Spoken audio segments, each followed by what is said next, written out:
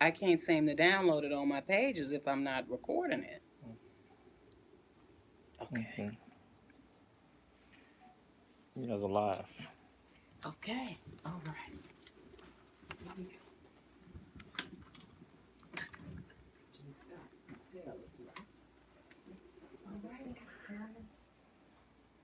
Hello, everybody. Welcome, welcome, welcome. Thank you for joining us this Sunday. You have tuned in to the Quintessential Queens podcast right here on IntellectualRadio.com, and we are an iHeart radio station. Thank you for joining us today.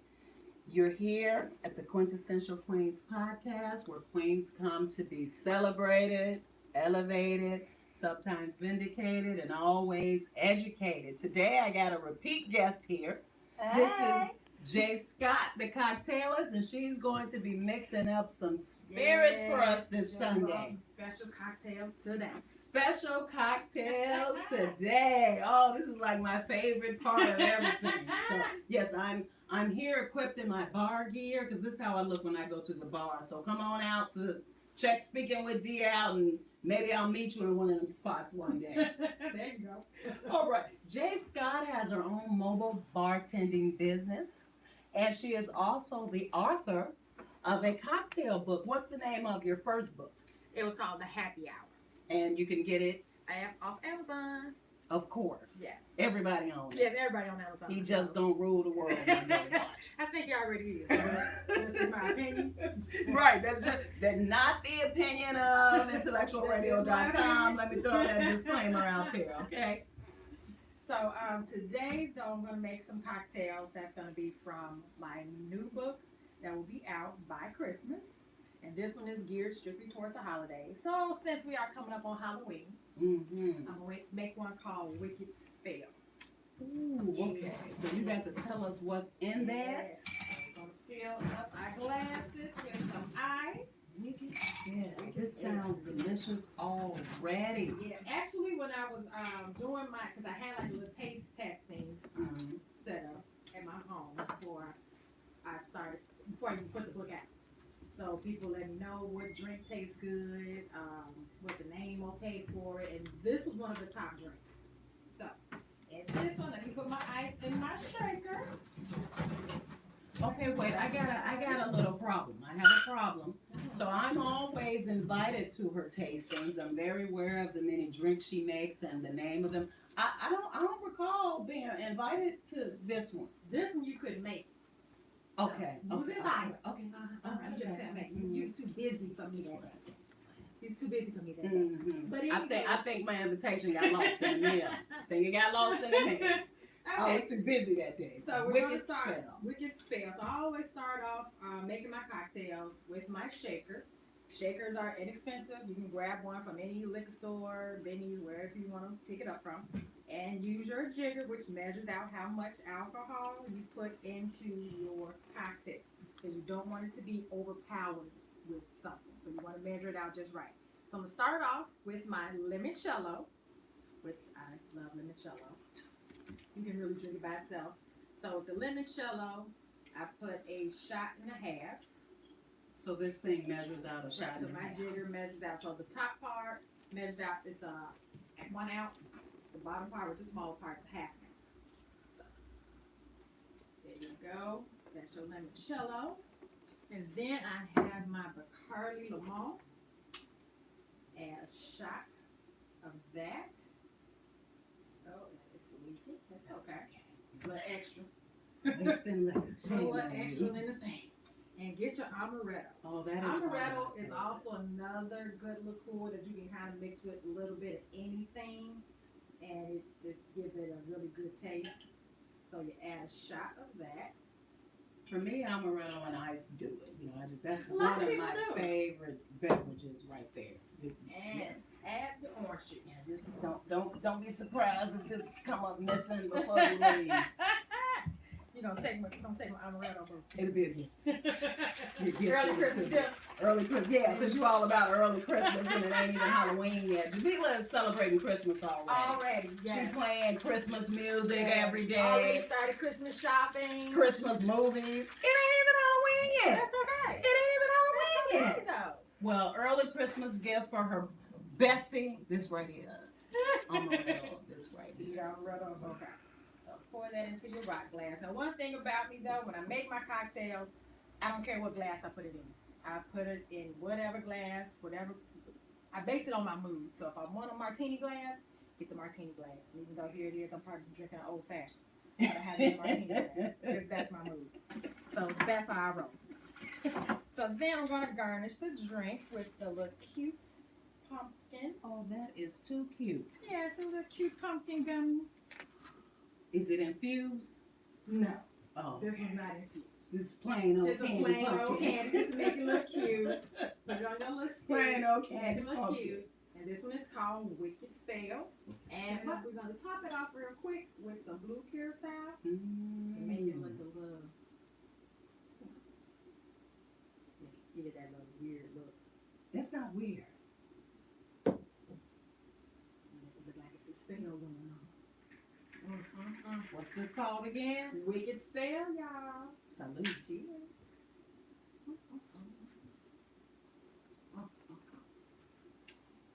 Oh, this tastes good. Like I said, it was a favorite. It was a favorite amongst the tasting crew. This is really, if you like sweet mixed beverages, if you like sweet mixed cocktails, and that's me. I love a sweet mixed cocktail. I like sweet wines. I like sweet mixed cocktails. This is perfect. This is perfect for me. Perfect, and it's delicious. Yeah, so Delicious, I make delicious. stuff geared towards everybody. Like you said, people like something sweet. Some people like more on the tart side, stronger side. Some of them like it with the darker liquor. You know, so I have all of that in this particular book. So everybody has a drink for themselves that they can find themselves in this book. Oh, see, that is the crown moment right there, that everybody can individually find something for themselves. Like I be telling y'all about IntellectualRadio.com. It is something for everybody here. All day, all night, 24 hours we running, and you can find anything about finance, real estate, relationships, hot topics, which we're going to get into soon, right here on IntellectualRadio.com. Something for everybody. Your book got a drink for everybody. I'm sorry, a spirit. A spirit for everybody. Has a spirit, has a cocktail for everybody on the holidays. Because everyone, you always have a whole bunch of people over your house for the holidays. And everybody drinking something different. Someone wants wine, someone wants whiskey, someone wants tequila, another person just wants vodka. I have it all in there for you. Yeah, you got some straight alcoholics that be showing up too. So. But we don't call them alcoholics. Oh, I'm sorry, what we call them? Drunks. Drunks. We don't do the alcoholics. We try not to have you leaving the house like that, though. You don't call them alcoholics. You are very politically correct. You are not politically correct with that drunk stuff. No, you drunks like to get our drink on and then go home. Well, I am not a drunk. I'm a lightweight. I used to be able to throw them back in the day. I know. But what you mean you know? Oh, okay. I thought you was talking about me. No, girl, Yeah. I used to be like that too, but no. I'm a 2-drink max. 2-drink max, or I'm getting sick, my stomach hurting. I gotta go. I gotta leave the party. So Yeah, it's the hangover for me. And it's a lot of non-alcoholic beverages for me. Can I have that juice?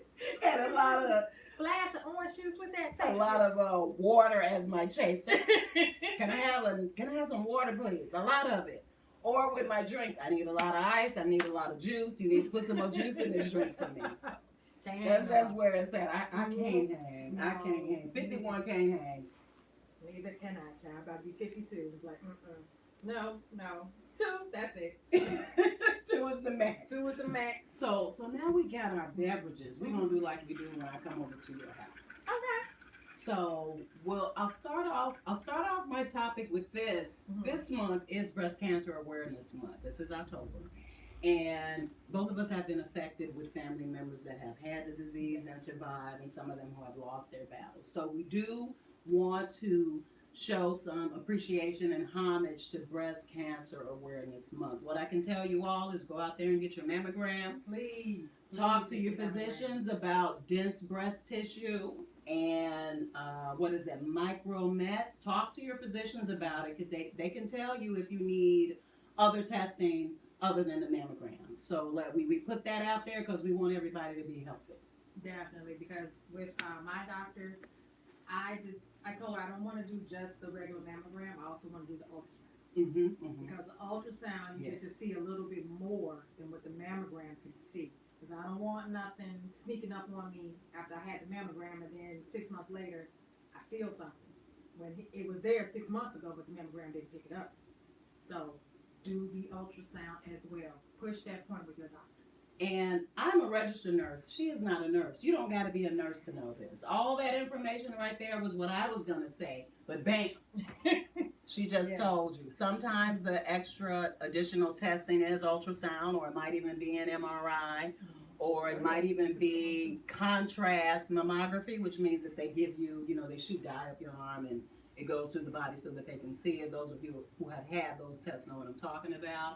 But you talk about that with your physician, because you know your body, and your collaboration with your doctors determine the best treatment. So happy Breast Cancer Awareness Month, because it makes you aware and it keeps you healthy. Yes, it does. Yes, it does. And so we'll transition right into which one, the unconditional love. So look, we got two topics we want to talk about that might hit home and might hit some controversy. One of them is the shooting at J.J. Fish. The other one is a young kid, Javion McGee, that was found hung in North Carolina, but I haven't seen that on the news. I haven't either. How come a young black boy get found hung in a southern state and nobody's talking about it on the news? I know about it on social media. I don't hear anything about it on the news, and it's very sad that we could just bypass it and let it be nothing. Oh, yeah, you found another little black kid hung in the South? That ain't no big deal. Okay, it's a big deal. Next topic. It's a big deal. That's how they feel. Like, next topic. Let's keep it moving. Because I haven't heard a lot about that either. Just when it happened, and then that was it. And I'm like, that doesn't make sense. You are a truck driver, you working, and then all of a sudden you want to kill yourself, and that's how you do it in the South? No. The part that doesn't make sense to me is what the family said. So the family on social media said that they weren't allowed to see him right away, which, I hate to call it the body because that's someone you love, but, they wouldn't let him see the body right away. They weren't giving them answers. So that some lawyers came to their defense and went down there to get some answers. And we still haven't heard about this. We haven't heard anything on the news about this young man. He was in his 20s. And one of the conjectures they put out there was, he killed himself. How do you know that? You got some video footage of him hanging himself? How do you know that? Right. So we need to get to the bottom of that. They are saying that he did have an altercation with the police, and this is just from what I'm seeing on social media. I don't know. I haven't been able to talk to anyone about it, but I do believe had this been on the news, we would have way more answers than we have now. And because he's one young man that you don't know, when it happens to one of us, it happens to all of us. That could have been your son, your nephew, your cousin. It could very easily be that. And what I can tell you about the South, the people that I know that live in the South, this is not unusual for them. They say this has still been going on. Crosses are still being burned on their lawns. Black people are still being hung from trees and poles and whatever with nooses. And that the segregation is very much alive and blatant. They're not even buried in the same cemeteries. Black people are buried in one cemetery. White people are buried in another cemetery. 2024 we're living in, and this is still happening? Yep. It turns my stomach and pisses me off at the same time. But it's always been that way in the South, though. And unfortunately, I don't think it's going to change. Racism is alive and well in the South, and it's in your face. It's not like how it is in the North. In the North, it's hidden. They hide it in the North with raising the taxes in the neighborhood. Gentrifying the neighborhood. Live here. Right. So you can't live here. They do stuff like that to make sure you have to get all this extra education in order to get the job. Whereas in the South is no. You live over there. You live on that side of town. We stay on this side of town. Don't cross the line. Don't cross the line, Negro. Don't cross the Period. line. Don't cross the line at all. Up here, they hi. But in the back of their mind is, inward, inward, inward, inward. In the back of their mind, they're not going to say it to your face. They just, do it other kind of ways. Like I say, price you out. So which is worse, the blatant disrespect or the hidden disrespect? I'm gonna tell you right now, keep that crap in your pocket. I ain't for the blatant disrespect. I'm not for the you getting in my face calling me the N-word and we ain't giving you the job because you don't do that. That might incite riot action. So keep it like that. Keep it like that. Keep it in your pocket. Because we do have policies to help us, and if we're fortunate enough to get people that are going to help us, we protest, we complain, and people need to keep complaining. And put the right people in office to put in the right policies. Say it again. So we can continue to have our rights. Say it If you again. don't put the right people in office, all the picketing and all that stuff, what is it going to do? What is it going to do if you don't vote in the right people? Did you hear that? She said have to votes vote in the right people. So what does that mean? We should be getting out there voting. And I know some people out there that are like, oh, I vote don't count. Your vote counts. Your vote counts. Your vote counts if you're a black person, first of all, or an African American person. People lost their lives for us to have that right. People protested, got bitten by dogs, sprayed down by fire hoses, big fire hoses that the firemen use to put out fires. We ain't talking about the hose you use to water your lawn. Stuff that harmed our people so that we could have that right. That's why I go out and do it. People died for me to have that right. And if somebody came out today and said, you Negroes can't vote now, we taking the vote away from African Americans, I would be the first one out there picketing. So I utilize my right to vote for whomever it is you want to vote for. Get out there and do it. I like that. I'm glad you brought that point across. Yeah, you have to. You have to, because if you don't, they will continue to run over us. And they will continue to strip us of any rights that we have. And we already losing rights. Just a basic right to live where you want to live. You don't want to get back to that part of the days where we sitting in the back of the bus again. Only can drink out of this water-colored fountain as they had on the thing, okay? You don't want that. We don't want that. We don't want that. We Now, don't. again, racism is still alive and well in the South. And I can respect your honesty. Give it to me up front. I don't want to hear about it later on down the road. It sneaks up on me. You're that person. No. Let me know coming in the gate, so then I will know how to move with you. That's what a lot of people say. That's interesting. A lot of people say that. But me, I think we should learn discernment. You can tell how people are moving with you, how they're talking with you, how they're vibing with you. You should be able to tell by now who's being fake with you at work. You should be able to tell by now who's really in your corner to support you and give you that promotion. So I understand that, but I am not the one for you to be coming to me with that blatant racism, because it shouldn't even be as ubiquitous as it is. It shouldn't even be. No, you wouldn't think so. Like I said, it's 2024. We're not going anywhere. Let's say that part. We'll say that part. We ain't going nowhere. We're not going anywhere. We are here to stay. Okay? And guess what, people? It wasn't our fault. What part are you talking about? Us being here. Okay. Okay? You helped bring us over here. So now that we're here and we're here to stay, deal with it. That's another topic for another show. That's how I feel. Accept it.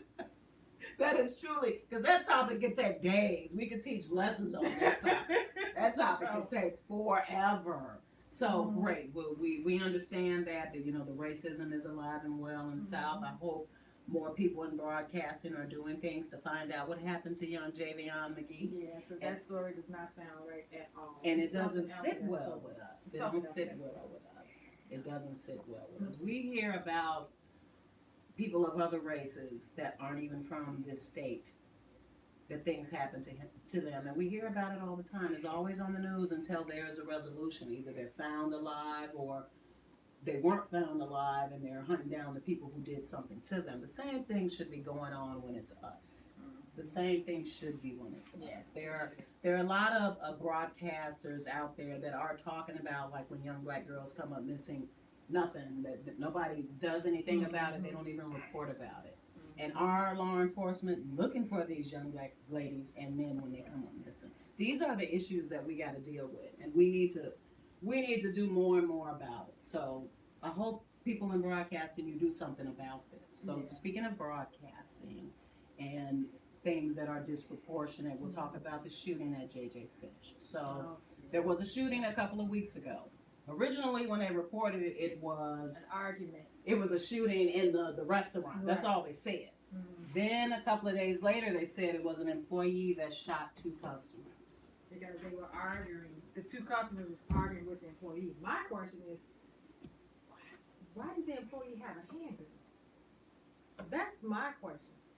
Why was the owner okay with the employee having a handgun? Well, one, we don't know if the owner knew or not. 2, we have a right to bear arms if you have the right stuff in this city. You gotta have all this stuff. Oh, yeah, you have that right. But why did he kill 2 customers? And there's a video out there. They weren't doing anything when he shot him. One customer sitting at the table. The other one, who they have confirmed was a homeless man, was just going through his bags. I don't know what transpired before or after, but nothing should have transpired that should have cost those people their lives. They should not have been shot. It should not have been okay. And then one of the things that Wanda B, one of our producers, brought to my attention was that it was open the next day like nothing happened. That shouldn't be. That should never be. That should never be. How you just open it like nothing happened? Because it was killed 2 people. It was a point you were making about businesses and neighborhoods. So the point I made last week was that a lot of other ethnicities come into our neighborhoods and they don't respect the neighborhood. They don't respect the people in the community.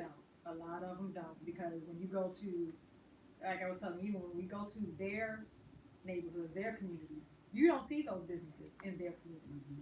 You don't see a J&J Fish or Sharks in their community. I didn't even see a Dunkin' Donuts in their community. But you come to the black community, every nationality can come to the black community and open up a business. And I don't know, I feel some kind of way about that because I'm like, why don't you open up businesses in our community? Because when you go to other communities, they have all of their restaurants, their clothing stores, they have all of that. Their hair, beauty salons, barbershops, they have all of it. We don't have that in our community. All we have are salons and barbershops. That's where it's going to stop. But where are our restaurants? You know what I'm saying? Where are our stores where we can buy our type of fashion? We don't have any of that.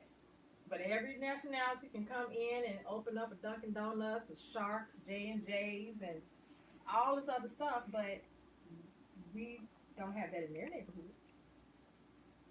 I don't even think they would let us in their neighborhoods open up a business. Well, you know, it's hard to get into other neighborhoods, period. Like, you can't even buy homes in certain areas if you're an African American. We have a lot of segregation that's still very prevalent up here in the north, as you were saying. And very much in Chicago. Everybody knows where the African Americans are. Everybody knows where the Jewish community is. Everybody knows where, Asian or Pakistani or Indian. It's segregated. Yeah. And you don't see a black family in those areas. Now, thank God there are some areas that are like a mixing pot. I lived up north, Lake Shore. Okay. It's a mixing pot. It's like everybody's up there. I really did enjoy living up there for that reason. Every ethnicity was up there. Every ethnic restaurant was there. You could learn about all types of food: Vietnamese, Indian, Nigerian cuisine, which is just. And I would love to try that. Oh, I'll take you to one. I'll take you to one. Delicious, delicious, delicious. Ooh, the food is awesome. Awesome. Our people make some good stuff. So, and then, soul food from, African Americans where we are. Soul food. Everything is up there, but the city is so very segregated. It's still very segregated. Now, we don't have segregated cemeteries like they do in the South, far as I know, but that blatant nonsense is exactly nonsense, and it needs to be buried in the cemetery. That's where it needs to be. That's where it needs to be. So we need to get back to love. Since we're talking about that, let's go right into the unconditional love question. Oh, okay. Does it exist? Is it for real? Or is it a figment of people's imagination? So a friend of mine on Facebook told me her definition of love might not be my definition of love. People need to stop having expectations and live for the moment or live in that moment. I'm not for the living in the moment business. I ain't for that. I'm definitely for expectations because if you don't have expectations, it's a free for all. It's a free for all. You have to have some type of expectations because you have to, first off, you have to know how you want to be loved. So therefore, that means you have some type of expectation from this person that's getting ready to love you or that you want to love. So here it is. I like to be held and cuddled on the couch, or I like hugs and kisses, or kiss me before you leave, kiss me when you get back home. So everybody has some type of expectation as to what they're looking for. Now, the unconditional, to me, the unconditional is you loving that person the way they are, for who they are, and you deal with it if you can. Some things about a person you probably cannot deal with and don't want to deal with, but that's your choice, so you move on. But if it's things about this person, well, I can deal with that, or I can handle that. Okay, that's cool. That's to me, that you're loving them unconditionally, and you're not trying to bring in a change to that person that's only beneficial for you. If you bring in a change to that person, that's because it's something that's going to help them, whether you're in the picture or not. What if you're a jackass and I want you to stop acting like that? That's beneficial for them too. That's beneficial for me. Well, what's your definition of acting like a jackass? You know what that is. I don't got to give a definition. Everybody knows when you acting like a. Everybody knows what that is. If you are an unkind individual, if you are an inconsiderate individual, if every conversation with you leads to aggression and offense. You need to change. You need to change. Well, you need to change. You need to change. Well, that's something in their personality, so that's nothing that you're going to be able to change. They have to do that on their own. So therefore, that's when you have to then ask yourself the question, can I deal with that? Can I deal with this? Can I handle that type of attitude or that type of point of view? No, I can't deal with that. Okay. It was good knowing you. Yes, baby, it was so good knowing you. Thank you for the bad memories. I'm going to exit stage left. So when I talk to men about this is my paraphrasing what they told me. They believe unconditional love is that I can do anything to you and you still supposed to love me. Therefore, unconditional love doesn't exist. I can harm you, I can hit you, I can cheat on you, I can treat you inconsiderately, and if you really love me, you'll stick around. First of all, brothers, that ain't love. That's not love. That's not love. I don't know what that is, but so learn the definition of love before you throw an adverb or adjective in front of it. You need to learn that first. I like your definition, that is you take a person for who they are, and you're not trying to foster any magnanimous change. Yeah. And if anything we've learned in these past few years is you got to be the person you're trying to attract. If you want somebody to be considerate of you, you got to be considerate of that person. If you want somebody to care about you, you need to care about you. You need to care about you. You need to be healed first. People are talking all the time. You need to be healed first. You do. You need to have your traumas in check so that you're not projecting all these things onto other people. And that is so very easily said, but it's not easily done. No, it's not easily done. It's not easily done. That's a work in progress. It is. And that's part of the unconditional love. Because if here it is, your significant other has had some past traumas that they're still going through. And, they still have some type of after effect. Therefore, you can't take it personal. It's hard not to take it personal. It is. But that's when unconditional love comes in.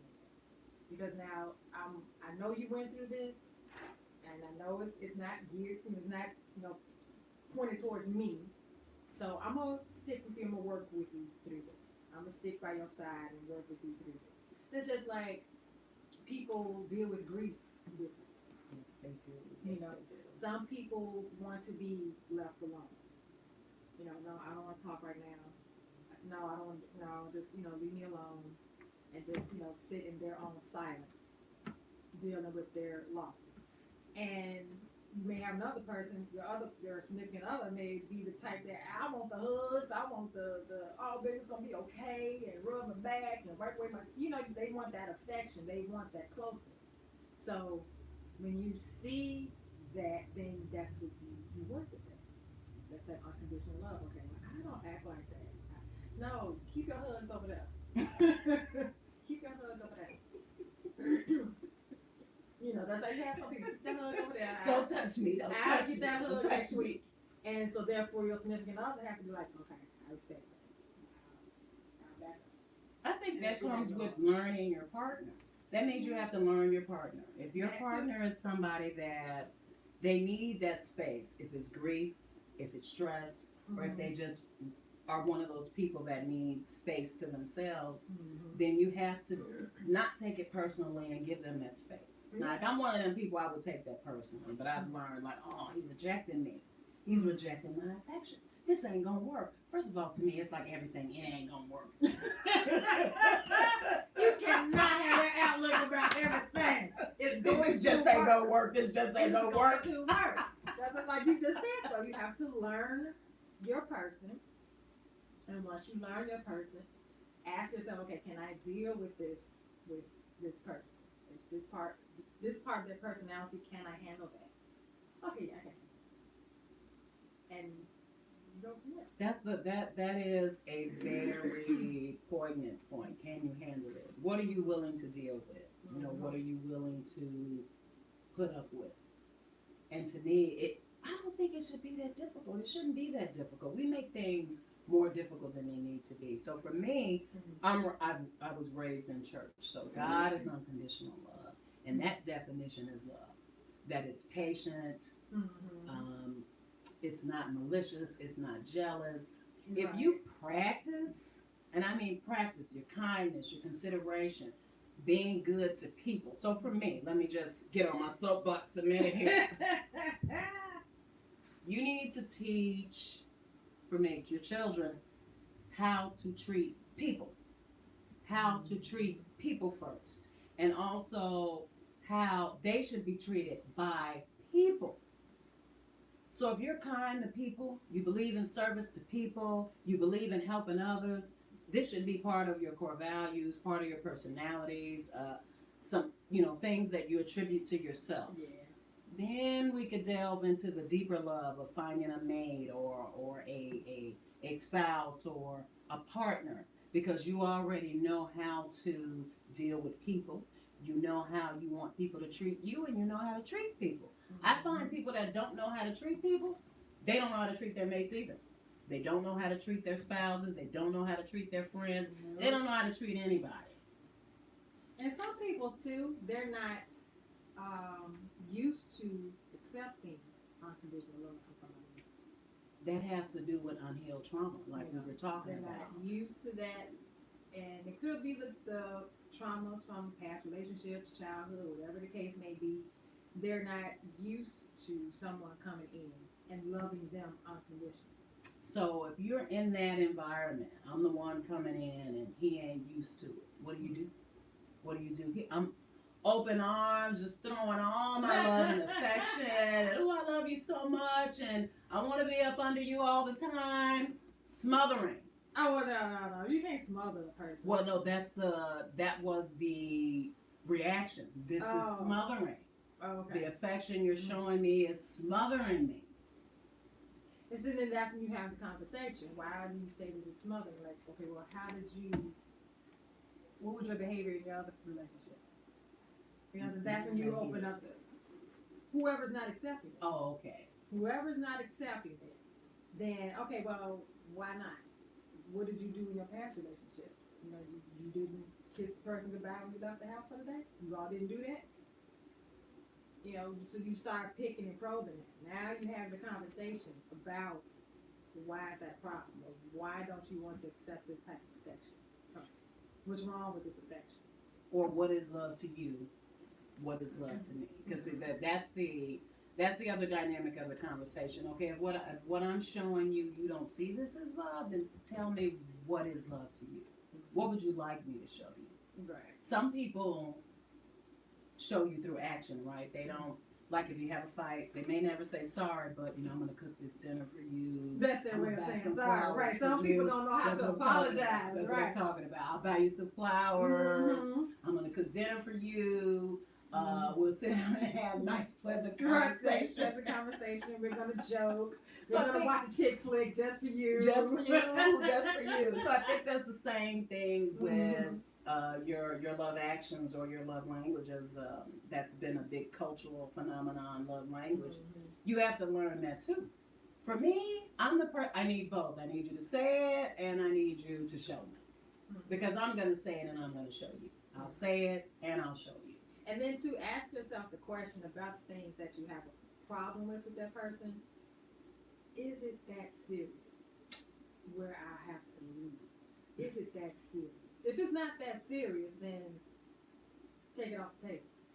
Okay, I like that answer. Take it off the table. Take it off the table. If it's Take not it that off the serious, like you table. said, you have to have the apology, and then you have to show me the apology. Okay, but if you know this person don't know how to say I'm sorry verbally, the actual I'm sorry, I apologize. But when you come home and it's candles, your favorite meal is cooked. He's saying the movie sorry. Is on, your favorite movie is on. He's saying he's sorry in his way or in her way. Is that acceptable, or is that a deal breaker? There you go, right there. Those are the things that need to be discussed. Right. Is it a deal breaker, or is it? Can you deal with it a little Right, bit? because like I said, there's certain things, certain personality traits about people that you have to ask yourself, can I deal with that? If you can deal with it, then that means you're loving that person unconditionally. I'm not getting ready to step in and force you to say, I'm sorry. Right. I'm not going to step in and force you to say, oh, I apologize for that. But here it is. I know that's not how you operate. But you operate well over here, though. And all these other areas and aspects of the relationship. But this little part right here, I'm going to throw all this away because you don't know how to say I'm sorry. So you're weighing it out. Yeah, you weigh it out. You're weighing it You out. weigh it out. That's a good approach to take, I think. That's a good approach to take. Yeah. I think the best approach is really work on yourself. Uh-huh. Work on your unhealed trauma. Work on what bothers you. Work on being a better person for you, which I said before in other shows. Be better for you. Be kind for you. It's that time. It's that time right now, and everybody's talking about it. It's on everybody's shows. It's on television. It's okay to take care of you, to love you. It's okay not to be okay sometimes. It definitely is okay not to be okay. And then know that for your partner. Know that for your friends. That it's okay not to be okay sometimes. Let them know that too. Let them know that, hey, it's okay not to be okay today. Sometimes you cannot be strong all the time. Every day. You cannot come out and put on your Superman cape or your Wonder Woman belt and think, I'm getting ready to save the world and I'm going to be great and I got it. No, not every day. Well, I can't be Superwoman every day. Not every Take day. care of the kids, my man, the house, my job, grandbabies. I can't do that every day. Sometimes Cooking, cleaning, I can't do that every day. Sometimes you're tired. Sometimes your feelings get hurt too. Yes.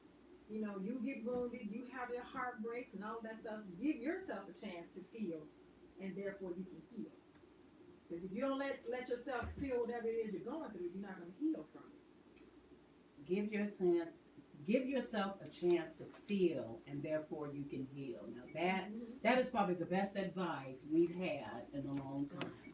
Give yourself a chance to heal so that you can feel so that you can heal. We need to put that on the shirt.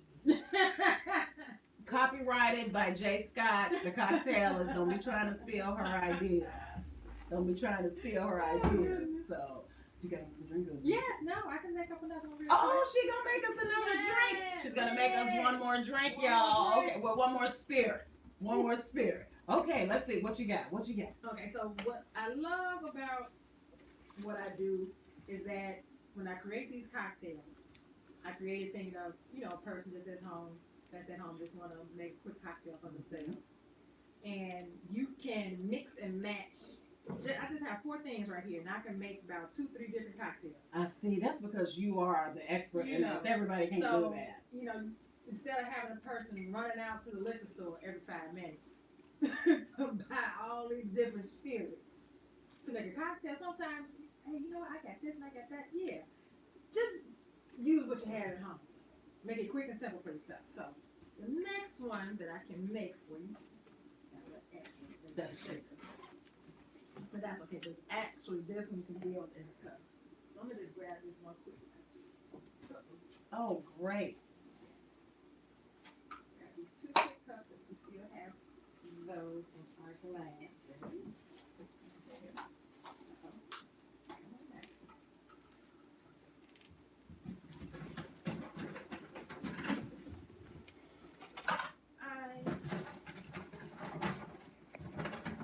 Again, I'm just gonna take the stuff I already have and make another quick cocktail with it. And it's gonna taste different. So this time, like I said, we're just gonna build this one in the glass. We're gonna take the Bacardi Limon and do 1 shot. Getting that little extra drizzle in there. That's fine. That's okay. And then we're going to take the amaretto. And we do a 1/2 shot of the amaretto.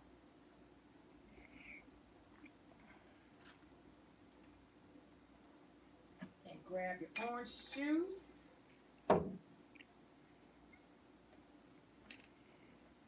Top that off. Now, try that.